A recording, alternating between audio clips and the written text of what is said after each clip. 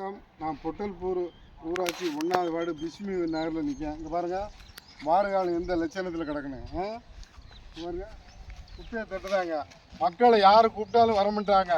அச்சமில்லை அச்சம் என்பதில்லையே, உச்சி மீது வான் இருந்த போதிலும் அச்சம் என்பதில்லையே. நான் யாருக்கும் பயப்பட மாட்டேன். மக்களுக்காண்டி என்ன வேணாலும் செய்வேன். இப்போ நான் எம்எல்ஏக்கு நான் இப்போ இதை கவனத்துக்கு கொண்டு போங்க. பாருங்க, இவ்வளோ குப்பை நடக்குது.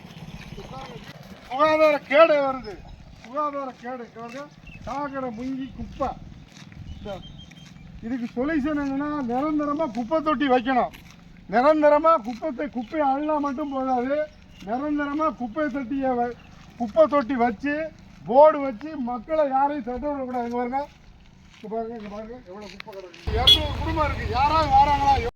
பாருங்க எவ்வளோ குப்பை கிடக்கு. இந்த தெரு மக்களுக்கு என்ன செய்வாங்க? காய்ச்சல் தான் வரும். எல்லாரும் மக்கள் பயப்படுதாங்க. எதுக்கு பயப்படுங்க? நம்ம உரிமையை தட்டி கேட்க நமக்கு ரைட் இருக்கு. Fundamental right. டாக்டர் அம்பேத்கர் வாங்கி கொடுத்த சட்டம் எனக்கு இருக்கு. அதனால தைரியமா மக்களுக்கு ஒரு குரலை நான் கேட்கத்தான் செய்வேன்.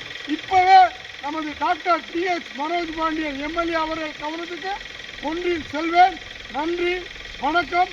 நாளை இதை அள்ளவில்லை என்றால் நான் எதுவும் சொல்ல மாட்டேன். நன்றி, வணக்கம்.